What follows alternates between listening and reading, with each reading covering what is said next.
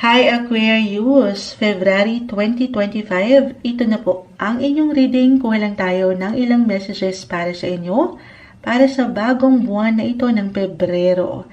Andito tayo sa inyong season, Aquarius season. Happy birthday sa mga nagse-celebrate or magse-celebrate pa lang na Aquarius.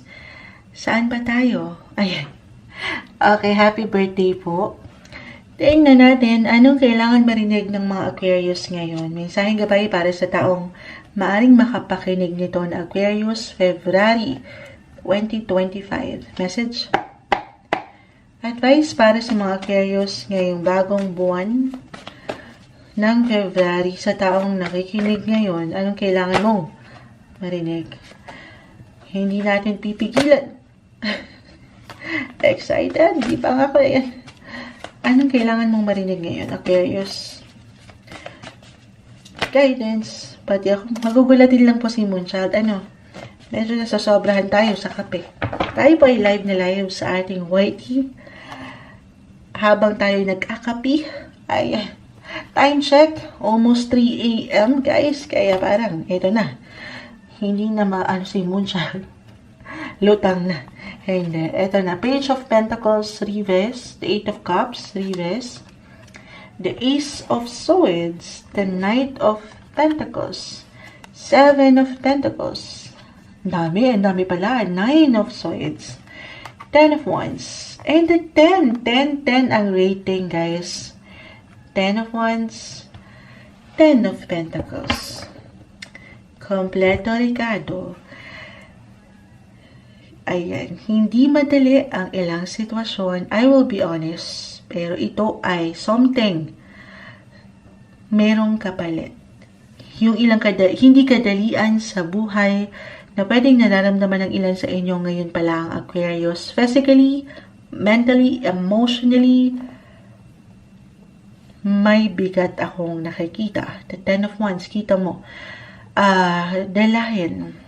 Hindi yan madali, pero kinakaya. Inilalaban, ipinupush, pakita natin sa live. Para makarating kayo doon sa Kastilyo, buhangin. Charot. Kaya doon sa Kastilyo, hindi. Doon sa gusto nyo ma-achieve sa mas praktikal. Huwag nyo sukuan, guys, ang inyong mga sarili. Or dito sa mga gusto nyo marating, mapuntahan, makitang resulta. The Ten of Pentacles. This is a great sign na merong abundance. Merong dito yung financial freedom. So, more on, kung aking uunahin, more on your career, money, Knight of Pentacles, Seven of Pentacles, umaangat yung practicality and realistic ng mga Aquarius ngayong February. Maring ito, andito yung ilang isipin, alalahanin, halimbawa sa ilang gastusin, sa mas praktikal, nagpo-push ng lalaban, hindi sisukuan. Maring ito yung kailangan yung marinig. Okay? Huwag sumuko. Pero, sabi kasi ni Moonchild, dalhin ko lang tong ilang kawayan na to, hindi ko bibitawan to. Hindi naman. Baka magkaroon kayo ng pasadyan. Pahinga rin pag may time. It's okay to pause. Bitawan nyo muna ang kailangan bitawan minsan. Kasi baka hindi na kayo dito na pagtutulog. The Nine of Swords.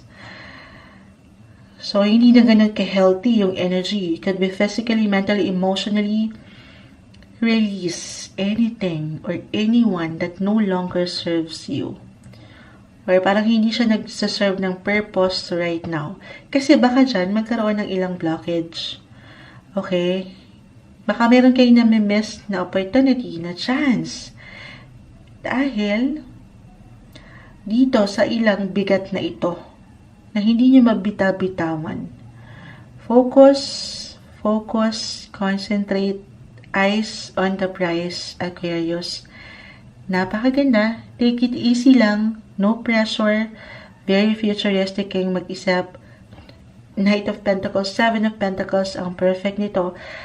Future-oriented kasi kayo eh. Yung inyong mga look, yung inyong mga vision, nasa hinaharap na. Very innovative din kayong mag-isip. Ayan. Pero no pressure, okay? Huwag nyong, pakalmahin nyo yung mga sarili na be in the moment. Be present. kung nasan kayo, yun naman ang mahalaga.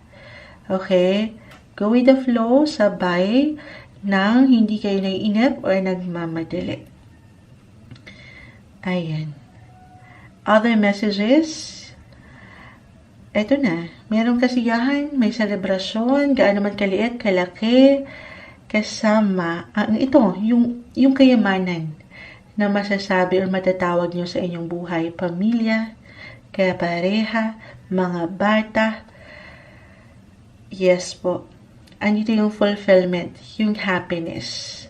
May kasapatan. I-claim na natin yan. Lalo pa, kung sa mas praktikal, sabi ko nga, ay patuloy kayo ng lalaban sa inyong mga buhay, karera. Yan po ay hindi mababaliwala. For some of you, it could be unexpected. Maaaring makatanggap kayo ng unexpected na sorpresa o regalo. Yes po. Or kahit sa simpleng pag-alala, pag-appreciate kung sino kayo sa inyong relasyon. Relationship-wise, napakalawak niyan. Pamilya, dito po nag-highlight kasi yung inyong ilang mga inspirasyon. Other messages, meron ako nakikita. 2 lang to guys. Just only take what resonate. Pwede itong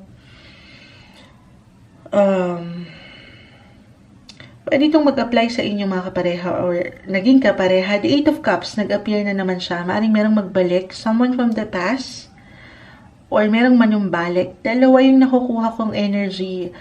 Could be ayan ha, parang naalala ko si Miss, live na live tayo. Bilang Aquarius, si Miss Letlet. Maisingan natin na itanong niya kasi ito, live na live.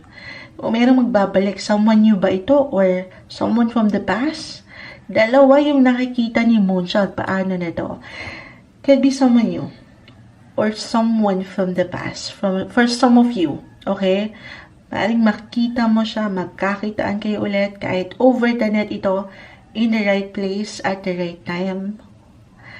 Again, no matter what your relationship status, pwede itong mag-apply kung single kayo sa ilang matatawag nyong ex-friendship, or ex-partner, someone from the past, or someone new talaga ang parating. Could be unexpected po. Ito yung parang gugulatin kayo. Ay sa simpleng pakiramdam, ay parang, sandali, siya na ba si the one? Ganun. Ayan.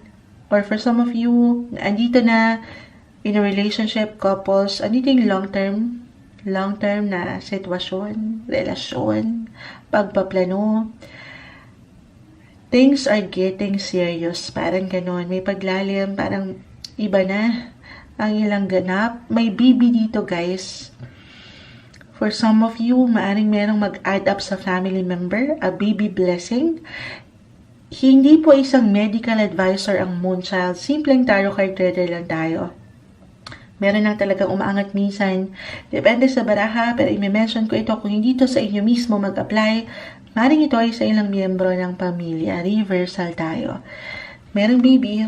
Maring ito yung kayamanan natin nakikita. Okay, pakita natin sa live. Babalikan ko po kayo after nito. Anything regards sa mga bata or mapapaangat nyo yung inyong mga pagiging young or kid at heart. Ayun yung pinaka-message. Kumbaga, parang seryoso kasi kayo Masyadong seryoso ang ilang sitwasyon dito. So, magsaya rin. Have fun. Enjoy. Andito tayo sa inyong mga birthday season. Deserve nyo ang maging masaya. Ito yung umaangat para sa inyo ngayong buwan ng Pebrero. Happy birthday, Aquarius!